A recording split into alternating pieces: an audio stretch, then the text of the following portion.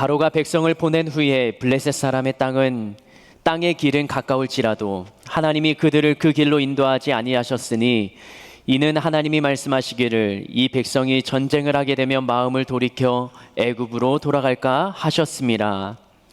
그러므로 하나님이 홍해의 광야길로 돌려 백성을 인도하심에 이스라엘 자손이 애굽 땅에서 대열을 지어 나올 때에 모세가 요셉의 유고를 가졌으니 이는 요셉이 이스라엘 자손으로 단단히 맹세하게 하여 이르기를 하나님이 반드시 너희를 찾아오시리니 너희는 내 유고를 여기서 가지고 나가라 하였음이더라.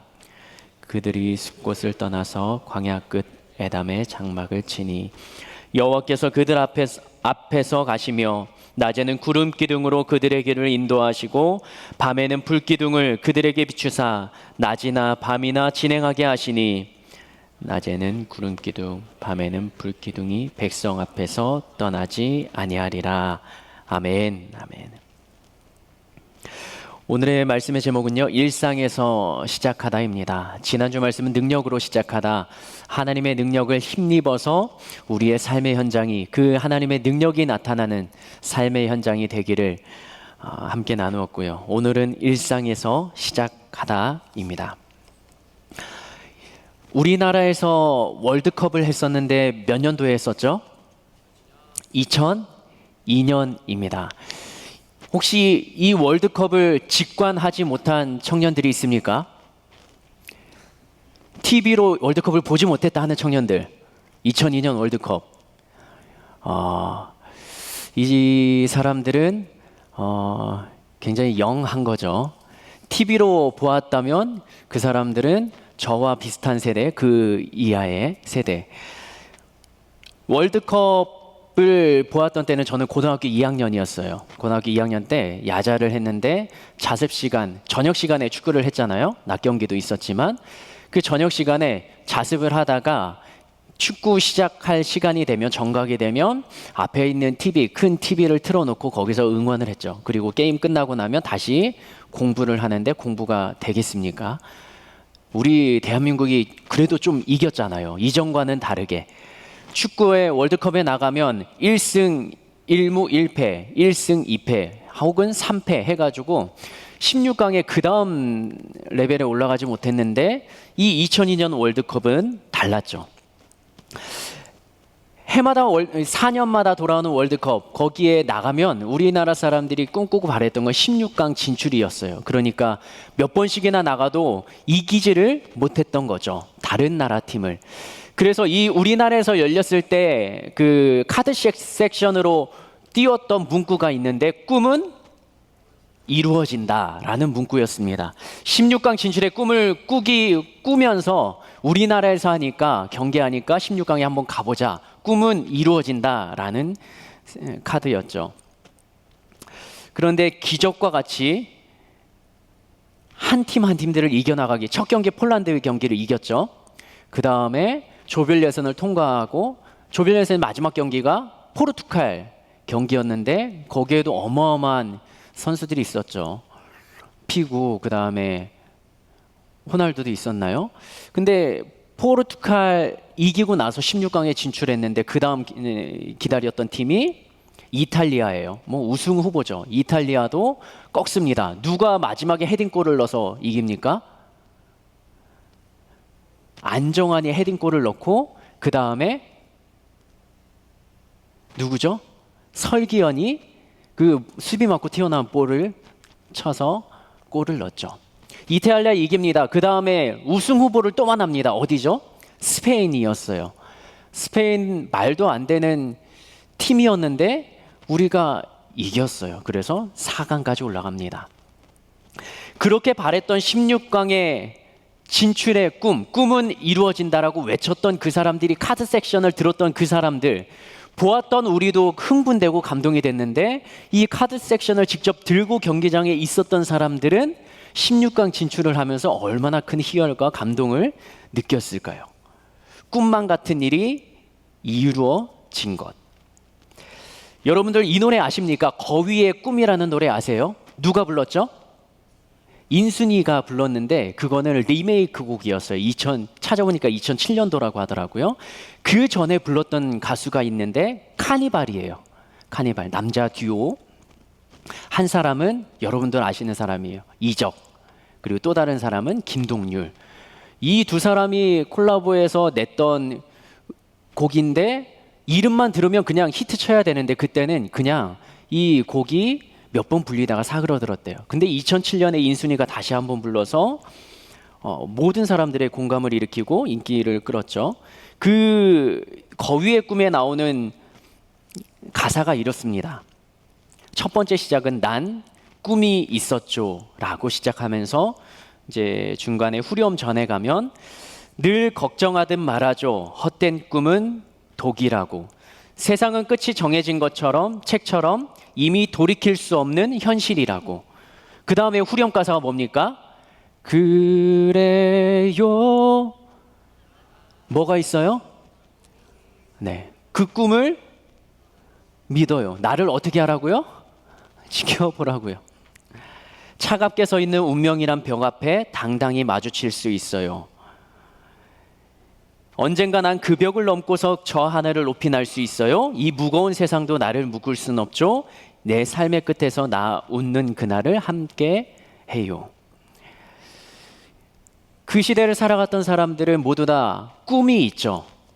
지금 우리도 마찬가지죠. 꿈이 있고 이루고 싶은 게 있고 하고 싶은 게 있어요. 그러나 현실의 벽은 가사에 나오는 것처럼 돌이킬 수 없는 정해진 책처럼 헛된 꿈은 독이라 생각이 들 만큼 우리들은 그 벽을 마주하면서 살아가고 있다라는 거죠. 결코 깨지지 않을 것 같은 현실의 벽. 그게 출애굽기에 등장하는 이스라엘의 삶 아니었겠습니까? 430년 동안 그들의 삶은 벽돌을 지으면서 하루하루 고된 노역을 하는 거였어요. 그들이 수입으로 얻을 수 있는 것들은 없었고 그들은 애굽 왕이 시키는 고역을 하루하루 버티면서 살아내야 됐던 것이죠. 고통 속에 그들은 있었습니다. 그런 지긋지긋한 삶을 어떻게 어떻게 극복할 만한 힘과 능력이 그들에게는 없었습니다. 그때 그들의 마음을, 심정을 출애굽기 2장 23절은 이렇게 기록합니다. 같이 읽겠습니다. 시작. 여러 해 후에 애굽 왕은 죽었고 이스라엘 자손은 고된 노동으로 말미암아 탄식하며 부르짖으니 그 고된 노동으로 말미암아 부르짖는 소리가 하나님께 상달된지라. 그들이 하나님을 찾으면서 불렀는지는 모르겠습니다. 그러나 그들이 하루하루 탄식하며 외쳤던 고통의 소리, 신음의 소리가 하나님께 상달이 되었다라는 것이죠. 그들의 꿈은 무엇이었겠습니까? 그들이 가졌던 희망이라고 한다면 무엇이었겠습니까? 그 지긋지긋한 삶을 끝내는 것이었겠죠. 그런데 이루어질 수 없는 망상일 뿐이죠. 왜냐하면 430년 동안 자신의 몇 대를 거슬러 가며 선조들이 그러한 삶을 살아왔고 자신도 여전히 그 상황을 깰 수 없는 하루하루를 살아가고 있으니까요. 그런데 어느 날 실패자였던 모세라는 사람이 다시 그 땅으로 돌아오기 시작하고 말도 안 되는 10가지 재앙을 그 모세라는 사람의 입을 통하여서 선포할 때마다 그 애굽 땅에는 10가지 재앙이 이루어지고 그들은 그냥 이 지긋지긋한 삶을 끝냈으면 좋겠다라는 말만 읊고 있을 그때 모세가 등장하면서부터 그들의 꿈은 꿈이 아니고 망상이 아니고 어떻게 보면 현실이 될 수 있겠다라는 마음속에 작은 변화, 희망의 빛을 일으키기 시작하죠. 그렇게 하나님께서는 이스라엘 백성을 노예로 살고 있었던 430년 애굽 땅의 종살이 생활을 청산하고 하나님의 백성으로 다시 한번 시작하고 일으켜 나갈 하나님의 계획들을 하나하나 모세를 통해 실천해 나가셨던 것이죠. 그 나오는 그 무리들을 출애굽기 12장 40절과 41절에서는 그냥 이스라엘 백성들이라고 표현하지 않고 여호와의 이것이라고 표현합니다. 40절과 41절 같이 한번 읽어볼까요? 시작. 이스라엘 자손이 애굽에 거주한 지 430년이라 430년이 끝나는 그날에 여호와의 군대가 다 애굽 땅에서 나왔은즉. 그들을 군대라고 지칭합니다. 그들이 가진 힘과 능력은 없었지만 그들을 군대라 지칭하면서 누구의 군대라고 말합니까? 여호와의 군대요. 하나님께서 택한 백성 이스라엘이었는데 그들은 아무것도 변한 게 없었는데 하나님은 그들을 부르는 호칭을 여호와의 군대라 칭하면서 그들의 삶을 하나하나 바꾸어 가시면서 인도해 가십니다. 자신들이 노력한 것은 하나도 없었습니다. 그러나 환경이 그렇게 만들어 갔습니다. 그들이 가는 걸음 위에 우리가 잘 아는 것처럼 두 가지의 기둥이 떠오릅니다. 무슨 기둥이죠? 구름 기둥과 불 기둥. 그 구름 기둥과 불 기둥이 그들 백성들을, 이스라엘 백성들 출애굽 무리 앞에 지나갑니다. 출애굽기 13장 21절과 22절 같이 한번 읽어보겠습니다. 출애굽기 13장 21절 2절이요. 시작. 여호와께서 그들 앞에서 가시며 낮에는 구름 기둥으로 그들의 길을 인도하시고 밤에는 불 기둥을 그들에게 비추사 낮이나 밤이나 진행하게 하시니. 구름 기둥, 불 기둥으로 나타났는데 누가 그들의 이스라엘 백성들의 앞에서 갔다고요? 여호와께서, 하나님께서. 이스라엘 백성들의 눈에 보이는 건 기둥이었습니다. 불과 구름 기둥이에요. 그런데 그 불기둥, 구름 기둥으로 나타나신 분이 누구냐? 하나님이라는 거죠. 시내산에서 모세에게 떨기나무에 꺼지지 않는 불로 나타나셨던 분이 하나님이셨습니다. 그 하나님을 통해 거기에서 들렸던 음성을 통해 모세는 자신의 사명을 가지고 다시 시작할 수 있었죠. 이스라엘 백성들의 삶에도 구름과 불기둥으로 인도해 가시는 그분이 하나님이셨다는 것을 성경은 명확히 기록하고 있습니다. 430년 동안 하나님이 계신 줄도 모르고 살았던 이스라엘 백성들인데 하나님이 택하신 그 순간부터 이 택함 받은 백성들은 하나님의 군대가 되고 하나님의 역사하심을 눈으로 바라보는 삶을 살아가게 된다라는 것이죠. 그들이 한 것은 아무것도 없는데 하나님이 나타나시니까, 하나님이 택한 지도자 모세가 그들 앞에 등장하니까 그들에게는 막연했던 꿈이 현실로 펼쳐지며 430년 풀 수 없었던 수수께끼 같았던 그들의 삶이 이제는 완전한 자유의 삶으로 펼쳐졌다라는 것이죠. 모세를 통해서, 그리고 하나님의 능력으로 그들의 꿈은 이루어졌습니다. 모세가 오고 나서 새롭게 펼쳐지는 이스라엘 백성들의 삶, 이것을 통해서 우리에게 주시는 메시지가 있습니다. 우리들 중에 누군가는 하나님께서 택하셔서 그에게 하나님의 사명과 꿈과 비전과 뜻을 보여주시고 못하겠다라고 주저하며 염려하는 그 순간에 하나님은 할 수 있게끔 하나님의 능력을 부어주시면서 하나님의 일을 이끌어 가시는 그러한 하나님의 도구로 쓰임받는 사람이 있는가 하면 그러한 사람 곁에 붙어 있기만 해도 하나님의 기적과 역사하심을 경험하게 되는 그러한 삶을 믿는 자들은 살아갈 수 있다라는 것이죠. 애굽을 벗어났습니다. 그들은 얼마나 기뻤겠습니까? 그들은 떠날 채비를 하면서 먹을 양식도 준비하지 못했다라고 성경은 기록합니다. 실감이 안 나죠. 부랴부랴 자신들이 가졌던 짐 중에 중요한 것들을 챙기고 애굽 땅을 떠나갑니다. 장정만 60만 명, 1인 가족 4인으로 기준하면 200만 명이라는 말을 합니다. 그 200만 명이 어느 정도인가? 우리가 지나다니는 이 성파 지역의 인구를 찾아보니까요, 67만 명이에요. 그리고 강남 지역이 47만 명. 그러니까 이 강남과 송파 지역 우리가 지나다면 얼마나 사람들이 많습니까? 그런데 그거 합쳐도 200만 명이 안 되는 거예요. 따져보니까 저쪽에 동쪽에 강동, 그 다음에 송파, 강남, 서초 이 네 개의 구를 합쳐야 200만 명이 되더라고요. 상상도 안 되는 거죠. 200만 명이 이동하는 그 무리들을 애굽 사람들은 보면서 무슨 생각을 했을까요? 저렇게 많은 사람들이 우리의 나라의 노동력이었는데 그들이 떠나가면서 그들은 무슨 생각을 했을까요? 이스라엘 백성들의 행군을 시작합니다. 그들은 신이 났지만, 그들은 즐거웠지만, 200만 명의 백성들은 좋았지만, 그러나 단 한 사람, 그 한 사람만 애가 탑니다. 왜냐하면 하나님께서 그 사람에게 하셨던 말씀이 있기 때문이에요. 출애굽기 14장 1절과 2절 말씀 같이 한번 읽어보겠습니다. 애달은 한 사람입니다. 시작.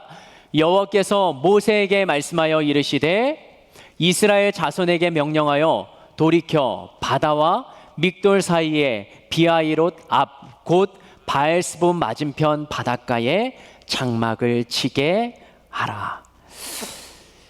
이 말을 들었던 사람은 지도자 모세죠. 하나님께서는 그냥 이스라엘 백성들을 순탄하게 인도하는 게 아니라 장막을 치라는 것을 알려주시는데 거기가 바엘스본 맞은편 바닷가 옆이에요. 이 바닷가는 홍해입니다. 그러면서 14장 4절 말씀 이렇게 이야기합니다. 이것 때문에 그 모세의 마음이 답답한 거죠. 시작. 내가 바로의 마음을 완악하게 한즉 바로가 그들의 뒤를 따르리니 내가 그와 그의 온 군대로 말미암아 영광을 얻겠다. 하나님이 이스라엘 백성들을 출애굽시키십니다. 그리고 하나님께서 주셨던 말씀이 뭐냐면 내가 출애굽시켰던 바로의 왕의 마음을 완악하게 하겠다. 그리고 그 바로가 너희들을 뒤쫓아 올 것이다. 하나님 출애굽시키시면 그냥 가게 하시지 왜 그들이 뒤따라오게 하시는 겁니까? 출애굽기 14장 5절 6절 그 하나님의 말씀대로 이렇게 반응합니다. 읽겠습니다. 시작. 그 백성이 도망한 사실이 애굽 왕에게 알려짐에 바로와 그의 신하들이 그 백성에 대하여 마음이 변하여 이르되 우리가 어찌 이같이 하여 이스라엘을 우리를 섬김에서 놓아 보내었는가 하고 바로가 곧 그의 병거를 갖추고 그의 백성을 데리고 갈세. 하나님이 하셨으면 끝까지 완벽하게 가는 게 하나님의 뜻이 아닐까 우리들은 생각합니다. 성경 속에서 등장하는 사건으로서가 아니라 우리들의 삶 속에서 하나님이 나에게 은혜를 주시고 하나님의 뜻을 알려주시면 그러면 이제는 되겠구나 라는 생각이 우리에게는 1차적으로 있다라는 것이죠. 그런데 이 홍해 앞에 이스라엘 백성들처럼 하나님이 하게 하시지만 하나님이 공경에 빠뜨린 것처럼 경험되어지는 일상들이 우리에게 있다는 거죠. 이스라엘 백성들이 그때 하는 말이 그거예요. 하나님 왜 가게 하셨습니까? 출애굽기 14장 11절과 12절 말씀 읽겠습니다. 시작. 그들이 또 모세에게 이르되 애굽에 매장지가 없어서 당신이 우리를 이끌어내어 이 광야에서 죽게 하느냐? 어찌하여 당신이 우리를 애굽에서 이끌어내어 우리에게 이같이 하느냐? 우리가 애굽에서 당신에게 이른 말이 이것이 아니냐? 이르기를 우리를 내버려 두라. 우리가 애굽 사람을 섬길 것이라 하지 아니하더냐? 애굽 사람을 섬기는 것이 광야에서 죽는 것보다 낫겠노라. 인간은 삶에 대한 의지가 강합니다. 그래서 죽음 앞에 놓이면 그 전에 내가 그렇게 지긋지긋하게 힘들고 어려웠던 삶이라도 다시 살고 싶어지는 게 인간의 마음이죠. 이스라엘 백성이 바로 그렇습니다. 차라리 그때 그곳에 다시 우리를 데려다 놓으라. 우리는 더 살고 싶다. 이게 그들의 마음인 거죠. 모세는 얼마나 답답했겠어요. 하나님이 시내산에서 만나주셨을 때 자기가 간다고 했어요? 안 간다고 했어요? 안 간다고 했죠. 하나님이 가라고 했는데 나는 말도 못합니다. 나는 아무런 능력도 없습니다. 하나님 앞에 몇 번씩이나 거절했잖아요. 그런데 하나님께서 하라고 하셔서 순종했는데 결과가 이 모양인 거잖아요. 모세가 하나님 앞에 한탄할 수도 있지만 그렇게 말하는 우리를 죽이려고 여기로 데리고 왔냐라는 이스라엘 백성들에게 모세는 이렇게 대답합니다. 출애굽기 14장 13절과 14절 같이 읽겠습니다. 시작. 모세가 백성에게 이르되 너희는 두려워하지 말고 가만히 서서 여호와께서 오늘 너희를 위하여 행하시는 구원을 보라. 너희가 오늘 본 애굽 사람을 영원히 다시 보지 아니하리라. 여호와께서 너희를 위하여 싸우시리니 너희는 가만히 있을지니라. 모세가 한 말이 굉장히 멋있습니다. 우리는 찬양으로도 알고 있잖아요. 너희는 가만히 있어 주가 하나님 되말지어다. 우리들은 찬양을 부르지만 고백은 하지만 알고는 있지만 홍해 앞에서 뒤따라오는 애국 군사 앞에서 이렇게 말할 담대함과 용기가 우리의 삶에 선포할 만한 용기가 있을까요? 그런데 하나님은 왜 순탄한 길이 아니라 출애굽한 기적과 은혜를 체험한 그들에게 이러한 시련을 맞닥뜨리게 하셨는가? 출애굽기 14장 4절 말씀에 기록되어 있습니다. 같이 읽겠습니다. 시작. 내가 바로의 마음을 완악하게 한즉 바로가 그들의 뒤를 따르니니 내가 그와 그의 온 군대로 말미암아 영광을 얻어 애굽 사람들이 나를 여호와인 줄 알게 하리라 하심에 무리가 그대로 행하니라. 하나님의 의도는요, 하나님의 백성들에게 인생의 순풍을 불게 하신 다음에 때로는 풍랑을 일으키시는 이유는 바로 이거예요. 그 모든 군대로 말미암아 하나님께서 영광을 얻고 그 모든 사람들이 하나님의 여호와인 줄, 살아계신 하나님인 줄을 알게 하시고자 하는 하나님의 의도가 깔려 있다라는 것이죠. 신약에도 이러한 비슷한 표현을 예수님께서 말씀하시지 않습니까? 날 때부터 눈먼 맹인을 바라보면서 제자들이 예수님께 질문합니다. 예수님, 선생님, 이 사람이 맹인으로 태어난 것이 저 사람의 죄 때문입니까? 아니면 부모의 죄 때문입니까? 그때 예수님은 요한복음 9장 3절 말씀에 이렇게 말씀하십니다. 시작. 예수께서 대답하시되 이 사람이나 그 부모의 죄로 인한 것이 아니라 그에게서 하나님이 하시는 일을 나타내고자 하심이라. 아멘. 인생의 시련은요, 내가 잘못해서 나의 능력의 실수로 또 내가 부족함으로 겪게 되는 일들이 있습니다. 그런 어려움에 이렇게 하나님의 일 때문이라고 대입하는 것은 잘못되고 어리석은 거죠. 그러나 내가 정말 하나님 앞에 서 있고 내가 정말 신실하게 진실하게 하나님과의 만남이 살아있는 믿음의 사람, 그런데 나의 삶에 계속적인 어려움이 펼쳐진다? 그러면 그것은 하나님의 살아계심을 드러내기 위한 도구로 내가 쓰임받을 수 있다라고 생각하고 견뎌낼 수 있기를 바랍니다. 그런 어려움 앞에, 시련 앞에 나는 어떻게 해야 됩니까? 모세가 14장에서 이스라엘 백성들에게 선포하며 외쳤던 것처럼 두려워하지 말고 가만히 있어서 여호와께서 나를 위하여 행하는 구원의 역사를 기다리라. 이게 그 어려움과 두려움 앞에 하나님 앞에 신실하게 서 있는 믿음의 사람이 외쳐야 될 구호 구절입니다. 출애굽기 14장 13절 말씀 다시 한번 같이 선포했으면 좋겠습니다. 시작. 모세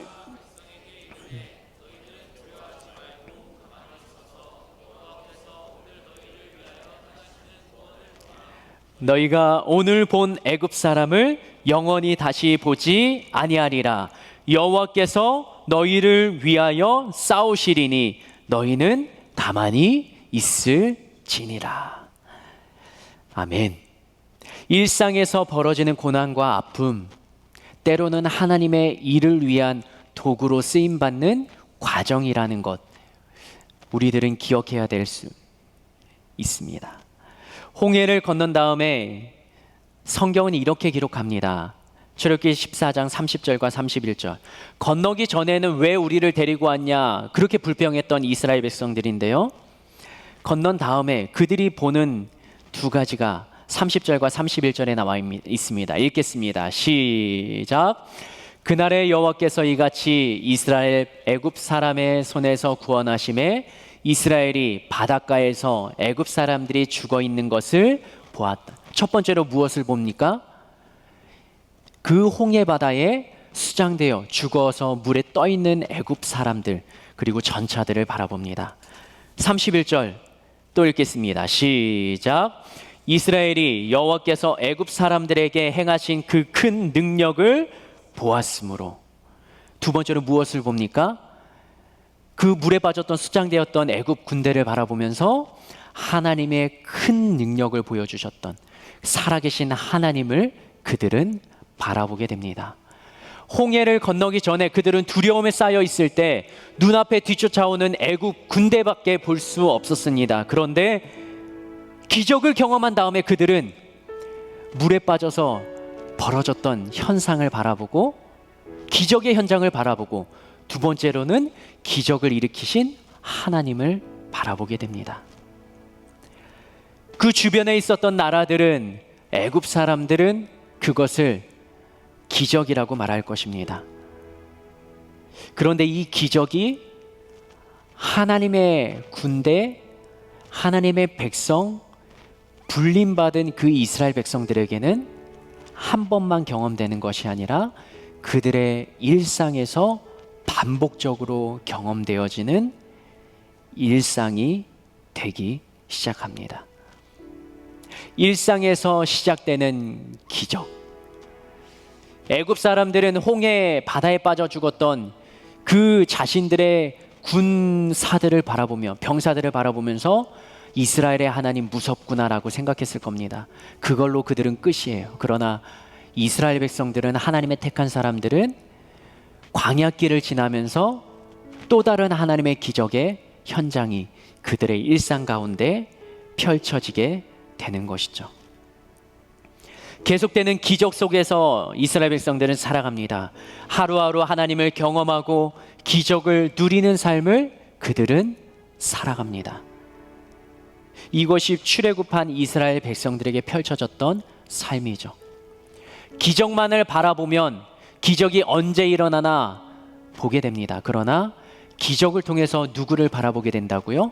살아계신 하나님을요. 하나님께서 애국 군사가 뒤쫓아올 때 모세에게 이야기했습니다.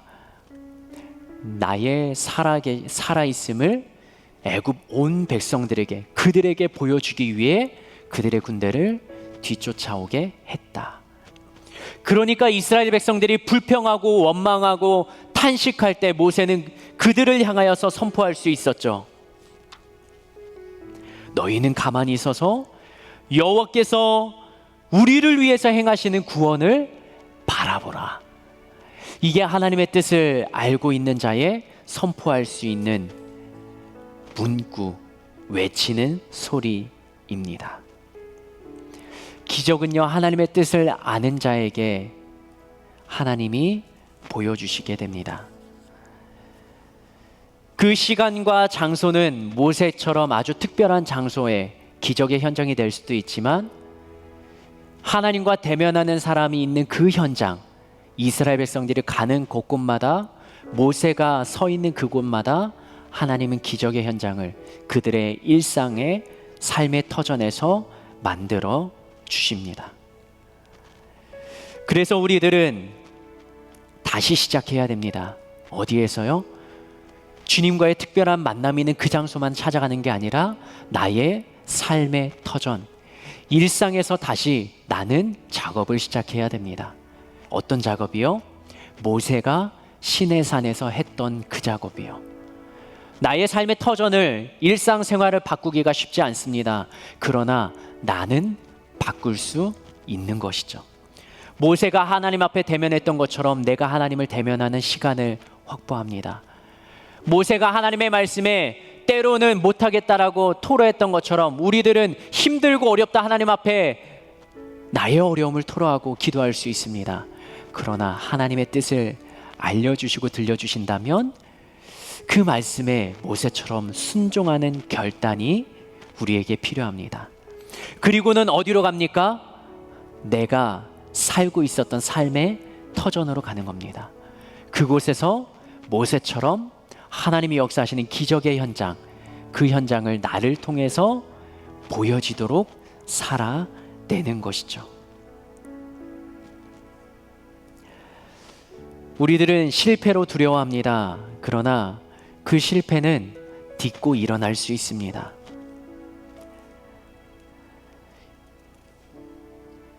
이요셉 작가가 했던 간증은 자신의 두 번의 실패를 이야기합니다.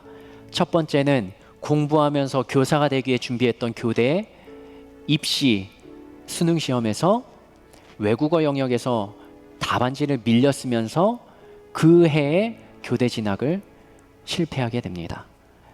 그리고 다른 단과대학에 입학해서 다니다가 이건 아니다 싶어서 다시 한번 재수를 하고 교대 시험을 쳐서 점수는 합격 점수를 받습니다.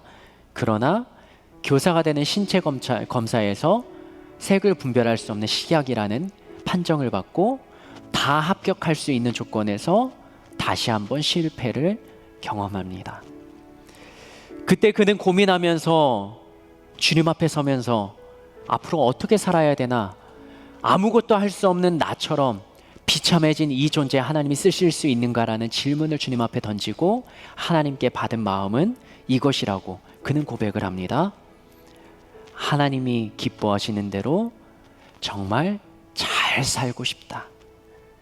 교사가 되겠다는 나의 계획은 실패했지만 그러나 하나님의 계획과 인도하심대로 한 발 한 발 걸어갔더니 그곳에 내가 꿈꾸었던 꿈은 아니지만 또 다른 계획으로 하나님이 나의 삶을 인도하여 가신다고. 모세는 이스라엘 백성들을 이끌어갈 때 어떻게 이끌어갈까 늘 막막했습니다. 그러나 그때마다 하나님께 기도합니다. 하나님이 하라 하신 대로 그대로 합니다. 그리고 이스라엘 백성들은 하나님의 기적을 경험하는 일상의 삶을 살아갑니다. 믿음의 사람은 힘들고 어려울 때 결단을 해야 됩니다. 그 결단은 내가 하고 싶은 대로 결정하는 결단이 아니라 하나님의 뜻대로 하는 신앙과 믿음의 결단, 그 결단이 필요한 것입니다. 그것을 통해서 우리들은 하나님을 향해 나의 잘못된 방향과 생각을 수정해서 하나님께로 걸어가는 한 걸음을 뗄 수 있는 것이죠. 그래서 모세는 하나님을 계속적으로 대면하며 하나님과 이야기를 나눴던 것이죠. 그렇게 대화를 나누며 하나님을 대면하지 못했던 이스라엘 백성들은 그 속에 불평과 원망의 마음이 계속적으로 일어났던 것입니다. 믿는 자의 일상은 기적의 시작이 될 수 있습니다.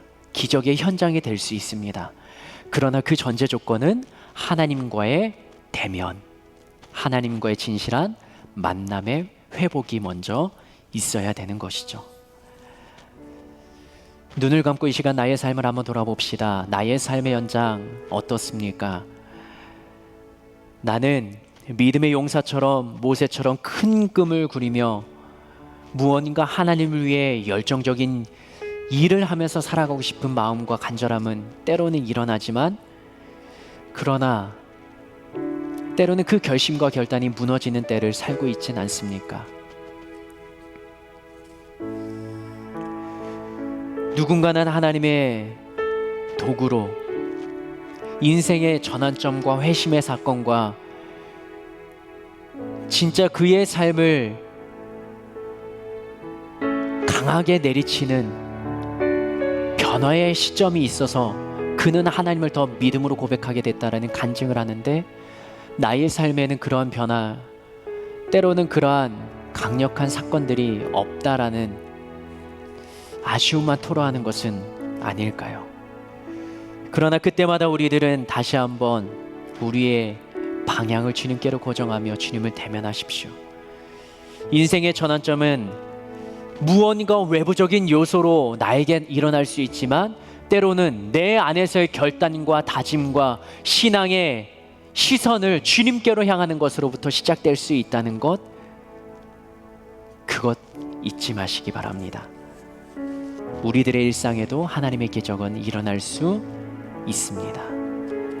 시간 예수여 세 번 부르며 하나님, 나의 삶에도 주님을 대면하는 시간, 그 시간을 포기하지 않고 확보하는 자 되게 하여 주시고, 모세처럼 주님께 쓰임받는 자가 되길 간절히 바랬던 지난날에 주님을 향한 다짐과 결단이 있었다면 그것을 삶으로 실천하며 나타내는 자가 되게 하여 주시고, 때로는 이스라엘 백성들처럼 불평과 원망의 마음이 내 안에 일어났다면 다시 한번 주님 앞에 매달리며 주님 앞에 엎드리며 주님을 대면하는 자 되길, 주님의 뜻을 받는 자가 되기를 간절히 바라는 마음으로 예수여 3번 부르며 기도하며 나아가시겠습니다.